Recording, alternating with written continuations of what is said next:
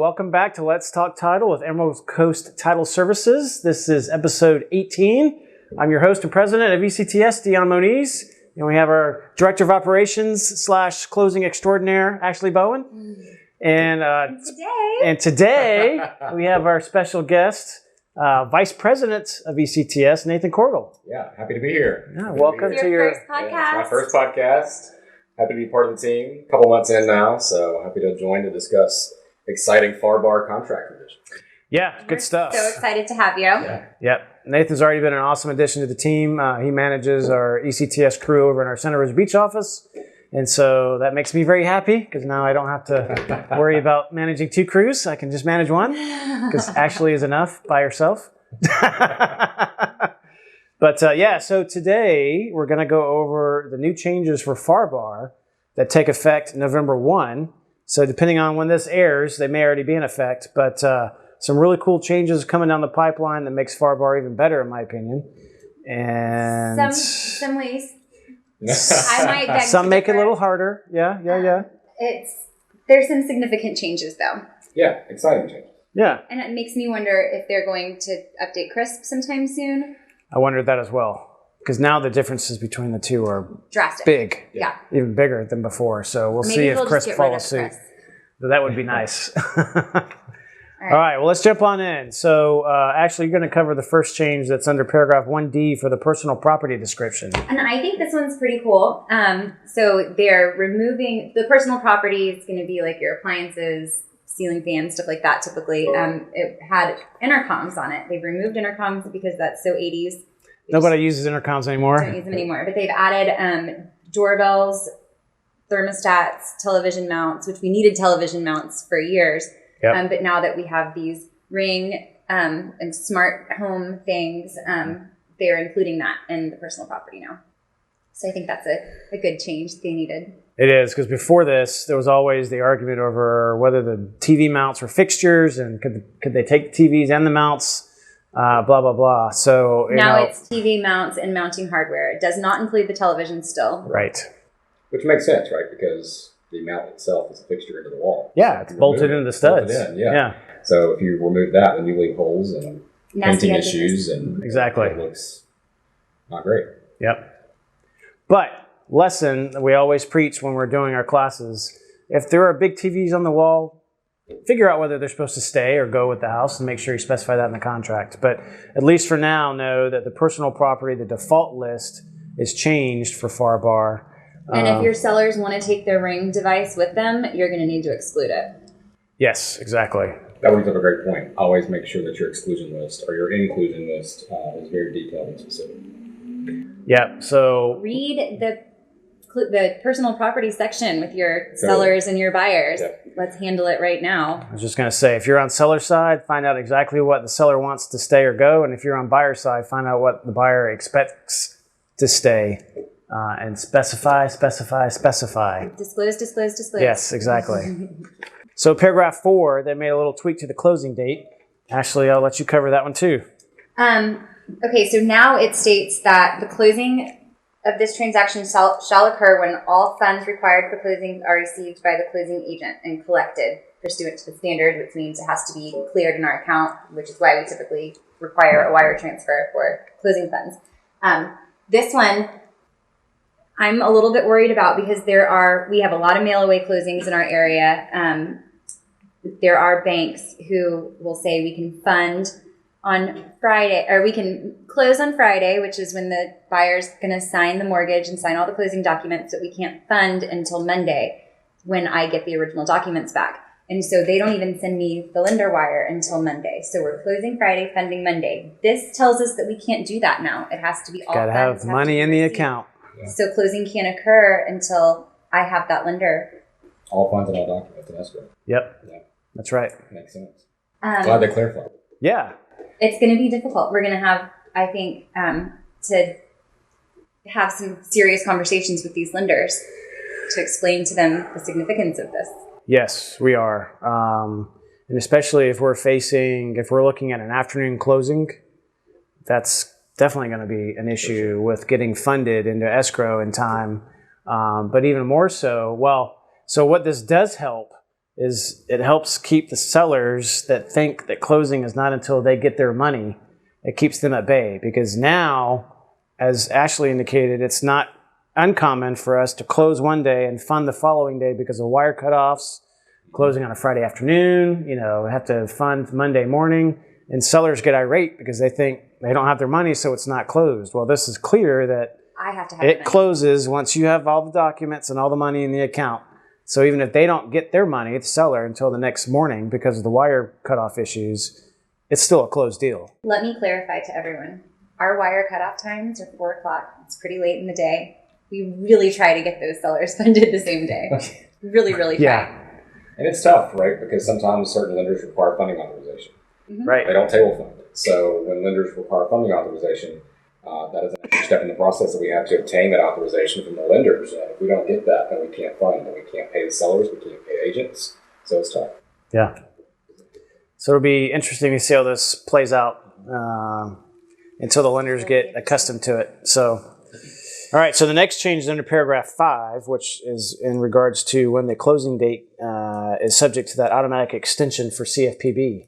Nathan, what you think about that one? Yeah, that's right. So under the current contract, without the changes, there's an automatic 10-day extension of the FAR bar contract. And that only applies to disclosure requirements according to the CFPB. So that means that if you don't have your CD disclosed by the actual closing date, it can automatically extend up to 10 days. Now the changes shorten that window from 10 to 7 days. So that window gets shortened. So that's a pretty big change. That's been a hot paragraph of the contract over the last several months and couple of years. Yep. So. We have people trying to pull that one. And now the loan has to be fully approved and through underwriting. Yes. So, beforehand we would have clients or buyers and lenders try to argue that they didn't have the appraisal, Yeah. and so that's a CFPB requirement. Right. So let's use that automatic extension. But it's only disclosure. I'm glad that it clarifies that, because this was a lot of gray area. Mhm. Yes. And as you'll see, as far as in the financing section, that is also updated. The appraisal coming in is part of the loan approval process now. So these changes, I think, really clarifies a lot of the gray area, which lawyers love gray area. Yep. It's how we make our money in private practice. But Yep. this contract, I think, clarifies a lot, and this automatic extension, although it's shortened, does clarify when it's actually relevant and when it's appropriate. Yeah, because prior to this change, everyone just thought they automatically got 10 days if there were any loan-related issues. Mm-hmm. And you'd have to explain, no, it's not like that. So this actually explains it and cuts all the other BS out. And you can only get the extension if loan is approved And through underwriting. And it's solely related to CFPB issues. So That's right. it's a good change. I'm just nervous about what November 2 is going to bring. Like, I have a closing right now that's not through underwriting. We're closing at 5. Yeah, so I guess that begs the question, November 1, is it all contracts in play as of November 1? Or well, it's going to be all contracts in written on effect that new- as of November 1 forward? Written Well, on that's that true. new- Yeah. Yes, that's Yeah, true. on the new agreement. The new contract won't be available until then. I should See? be a lawyer. There you go. It's never too late, Ashley. Oh my gosh. Okay, your turn. All right, so the next change is under paragraph 6, and that's the paragraph to where if the property is subject to a leasehold interest, if it's being rented out, under the current version, you have to disclose it, but it only applies to long-term leases, so in excess of 6 months. So there's always been the issue, at least in our area, of short-term rentals. We're a short-term rental heavy area, and so previously, or now, the paragraph doesn't address that. The new paragraph does, and actually specifies that short-term rental interest must also be disclosed. And so they should have gone a step further to talk about what needed to be disclosed under the short-term rental category. But my opinion is anything related to a long-term lease or a management agreement if it's short-term rentals, or your VRBO agreement, anything related to the renting of that property, whether it's long or short-term, that now has to be provided to the buyer. And then the buyer has 5 days to review it. It has to be provided to the buyer within 5 days of the effective date of the contract. And then buyer has 5 days to review it and either decide to proceed with the contract or cancel the contract for whatever reason they want, if it's within that 5 days. So that's important. Like I said, especially in our area, I'm since glad there's so that many they short-term added rentals. short-term rental language. Yeah. It needed to happen. Which brings up a good point to always address the book of business Yes. of short-term rentals in the contract. I mean, there are so many issues in a vacation market like Destin and South Walton that people are purchasing these properties as investment properties, and all of a sudden the question becomes, what happens to the rentals upon closing? Do they transfer? Where do they go? The buyers want them. Yeah, the buyers want them. The sellers want want to be greedy and want them too. Yep. So you have to, I think you should and have to address those in the contract. You do. Yes, up front when you're Yes. negotiating. Have those conversations up front. Yes, Yeah. for sure. Otherwise, it could be a very costly lesson, and you could be giving up some commissions to make up for lost or reservations that were moved when they shouldn't have been because it wasn't specified. All right, paragraph 7, assignability. Assignability. So before, currently in the contract that we have right now, assignability, it was either buyer may assign and be released from liability, buyer may assign and not be released from liability, or buyer may not assign this contract. And it could be assigning the contract to a friend or a relative, or it could be assigning it to your LLC. Right. And the seller could balk at it. So there was never a default in the contract. It was, if they left it blank, we didn't know what to do. And so now it just defaults it to be assigned. The contract is not assignable. But this is a good lesson on never leave blanks, right? That's right. Absolutely. Because if you leave it blank, then it's not assignable. And so many times the buyer has the contract under the individual name and wants to transfer it into an LLC. Or has it in their LLC, and then their lender won't let them close in their LLC, and True. they have to close in their individual name. Yeah, because they're buying it as a second home and not investment property. And a lot of times the case is when they go under contract, they're in their individual names, right? And, Yeah. They don't have the LLC formed.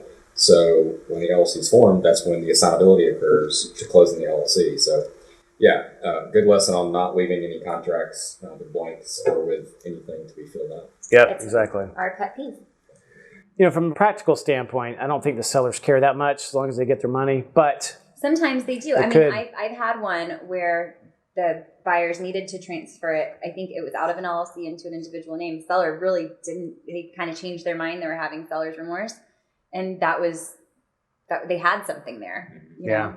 Yeah. All right. So now financing. The fun part. The for fun you part. guys. The meaty part. So we're going to go through, there's actually several changes under section 8 or paragraph 8, which is for financing. Some pretty good changes coming down the pipe. So, all right, the first one under paragraph 8A, it now just cleans up that it's a cash transaction. It just clearly says it's subject to cash only, no financing contingency. The current version has some other language in there that It's just confusing. it makes it, So cleans it up. Cash, no financing contingency, protections, etc. Easier. The next big one under 8B is now for the loan approval, you have to have the appraisal done by the loan approval deadline. So, Which the default is 30 days. I mean, the default. It's not happening. Yeah, it's not. Chances are that, and I've had this conversation with some agents of what happens if the appraisal doesn't come back? Well, now you're in trouble. Well, or you're going to have to do some negotiation, Correct. get an extension on the financing loan approval period as well as the closing date. Yeah. So we think 45 days is the new loan approval period. It's a good sweet spot. Yeah. 45 days is a good sweet spot, and trying to figure out what that looks like from an appraisal standpoint. I think it's honestly going to put a lot of appraisers on notice that they need to churn these appraisals out to meet this loan approval period. I'm really curious to see how that plays out because the appraisers now, they're so busy. I don't know that they can work any faster. Yeah, you're right. Any young children out there, if you need a... You can make a lot of money doing appraisals right now. So, get into that market now. So our recommendation is 45 days now for loan approval, which means closing date needs to at least be 50 days from the effective date. And hopefully that's enough time. Right. And you can always add the language in your closing date of honor before. For sure. It's yes. I think just good practice that you can get the loan approved. Maybe it does get approved in 30 days and you want to close in 35. But give yourself time because it may not happen. Yeah, because if you don't, then it's deemed late. It's, So what happens, Nathan, when you get to the loan approval deadline? What are the 3 forms of notice the buyer has to provide seller? So the buyer does not owe the seller any proactive notice anymore under the new changes. The seller has to request notice in writing of any updates regarding the loan status. So that's interesting, is that there's no affirmative obligation on the buyer's side to provide the seller with any kind of update. The seller has to request it. Yeah, which is good. As opposed to being an affirmative obligation on the buyer, it's a reactive obligation. Yeah. So what happens now under the new contract is when you get to the loan approval deadline, you as the buyer, if you want to proceed with the contract, you have, well, let me take that back. You have three options. Either you notify the seller that you've been approved, you've obtained loan approval and you're proceeding. You notify the seller that you have not obtained loan approval, but you're confident that you will, and you're still proceeding, in which case you still proceed under the financing contingency protections. It doesn't convert into a cash deal, so that's good. Or you have to notify the seller that you're not approved and you're canceling the contract, in which case you get your EMD back. If you don't do any of that, if the buyer is silent and the loan approval period expires, then the seller gets that 3-day window to cancel. And then after that 3-day window is up, then the contract goes hard. And at that point, it becomes a cash transaction on the buyer side. So they lose all the financing contingency protections at that point, and they have to close as if it's a cash deal. Which is different than the way that it currently is. Right. This says it now converts to a cash transaction with no financing contingencies. Clarifies it. Yeah. And there's no out for lowball appraisals.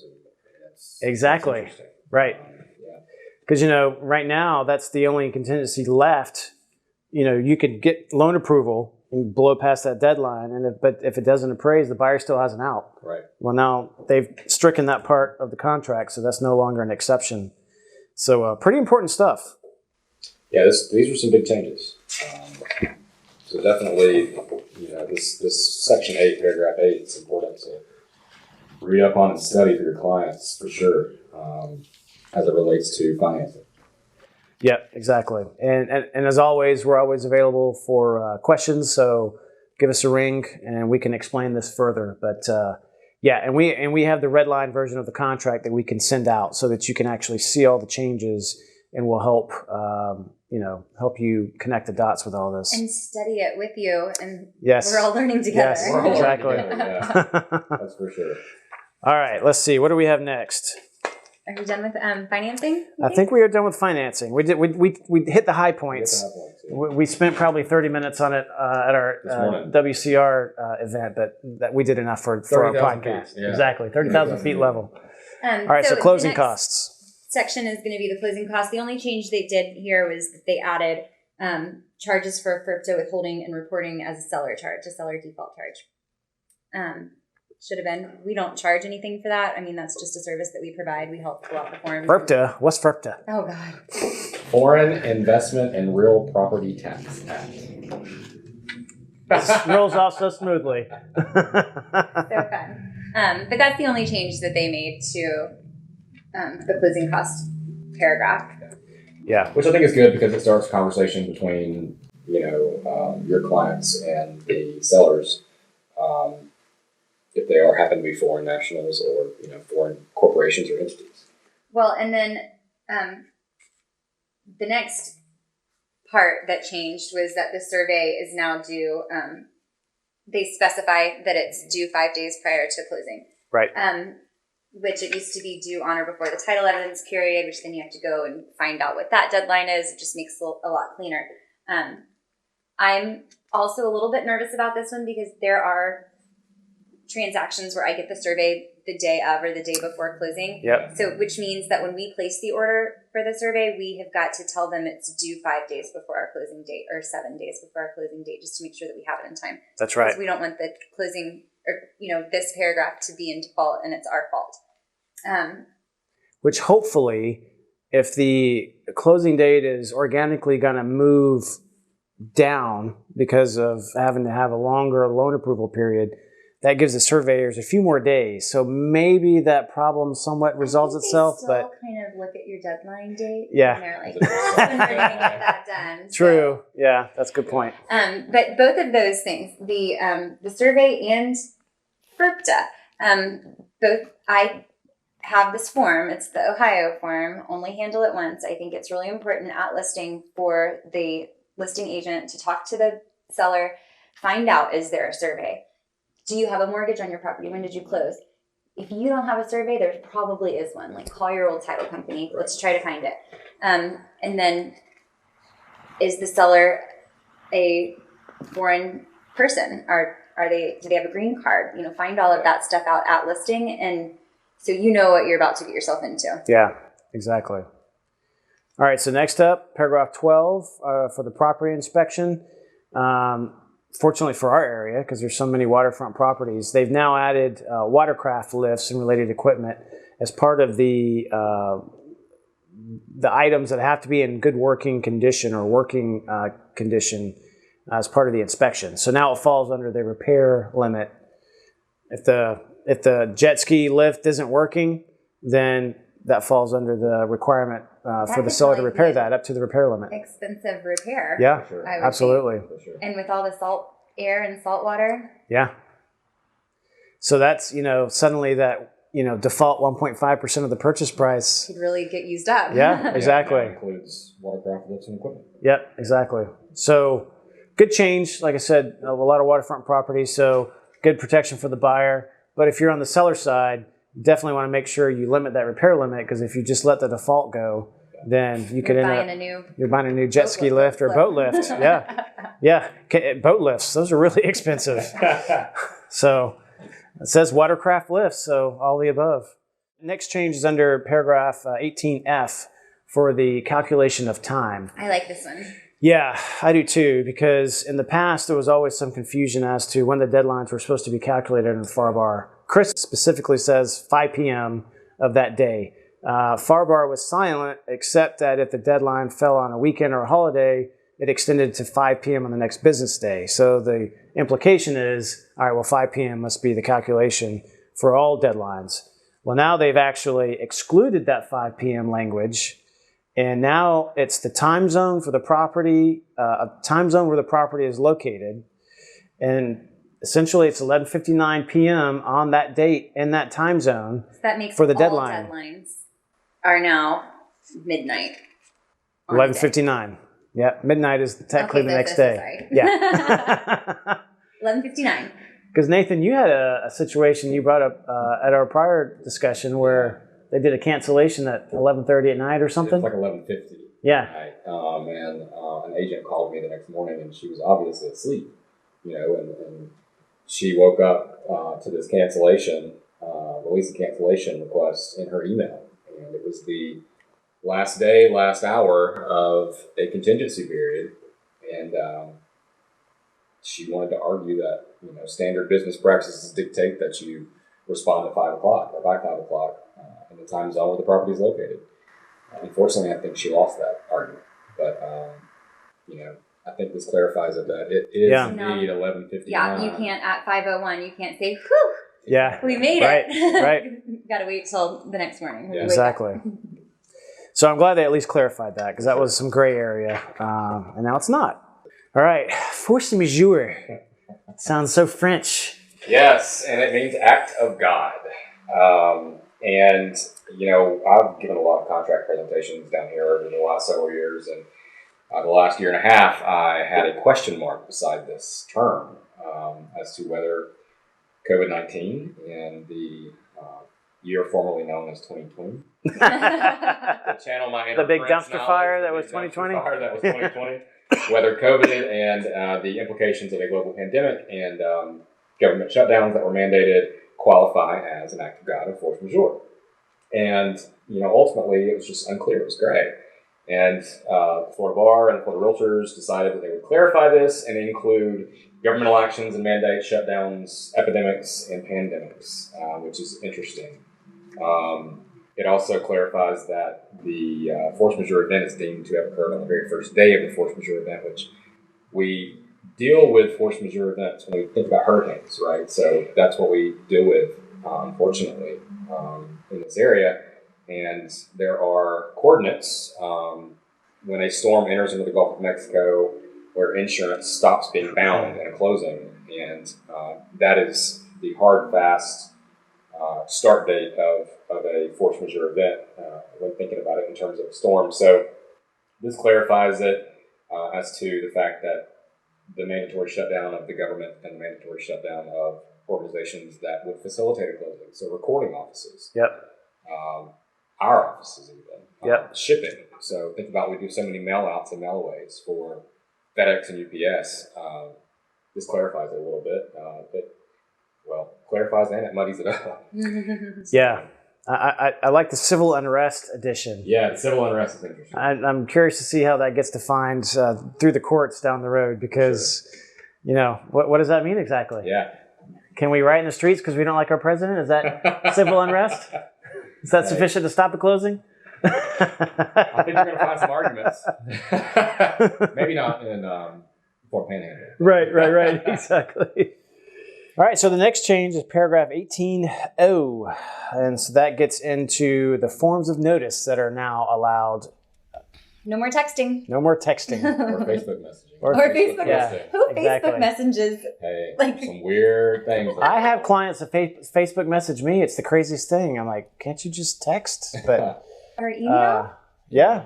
Well, email's best, but unfortunately now everyone likes to text. It's just the nature of the beast. But so currently, when a buyer has to give seller notice or vice versa, technically text messaging or any sort of electronic media applies, which gets into social media messages.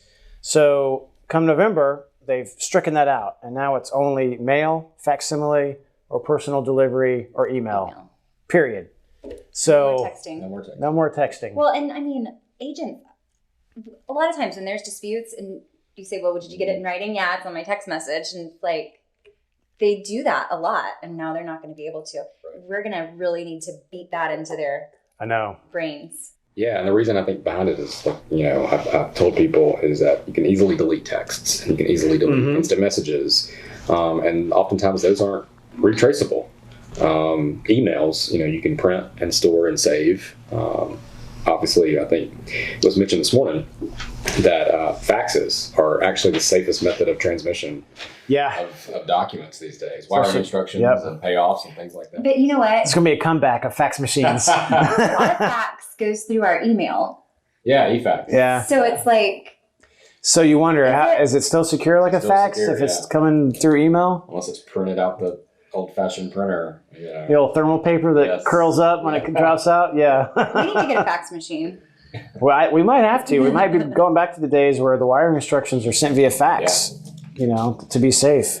So anyway, No more social media messages. No more and social media text messages. Messaging negotiations. because here's where it will bite the buyer.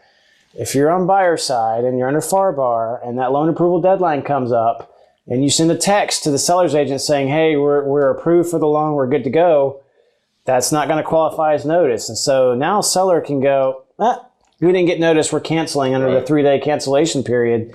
And now seller's going to the higher offer and buyer's stuck. And now maybe buyer's looking to the buyer's agent for liability because proper notice wasn't given. Right. So No more texting. Important. Email.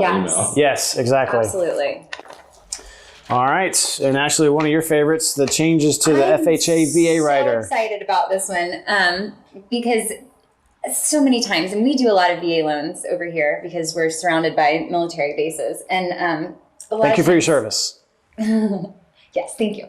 A lot of times sellers will get the settlement statement and it'll show the buyer's underwriting fees, WGO inspection, doc prep fees that are all fees given by the buyer's lender but charged to the seller because that VA writer states that the seller has to pay for all of those things.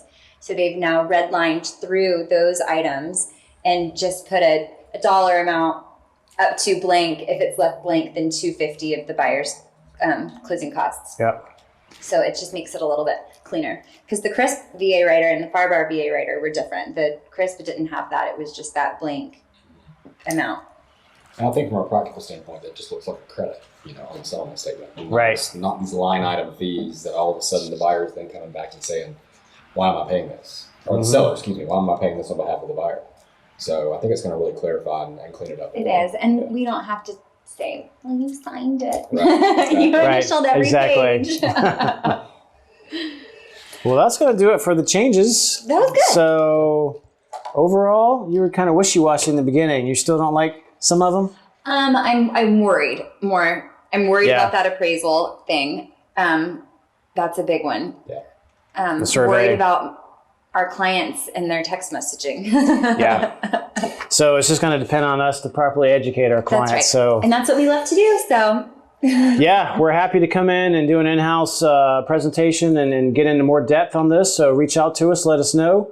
Contact us through any of our social media outlets, which will be somewhere on the bottom of your screen. smash the like button. Smash that like button. And And Nathan, yes. to our Yeah. podcast. Yeah. Excited about it. Excited about it. My debut. Yes. You're a pro now. That's it. I'm a pro. I'm a pro. You did a great job. All right. Well, I think that's going to do it for today. Some good stuff that we covered. So for anyone watching, in case you dozed off halfway through, 4 of the main points we want to drive home, they're going to flash across your screen, are pay attention to the personal property list, what stays, what goes with the property. Stay on top of the lenders because now loan approval has to include appraisal. No texting notices. Don't text and drive. Don't Facebook text notices. messaging. No Facebook messaging. Or Email. Or Snapchat. And then fourth, deadline's in at 11:59 p.m. in the time zone where the property is located. So, Good. all right.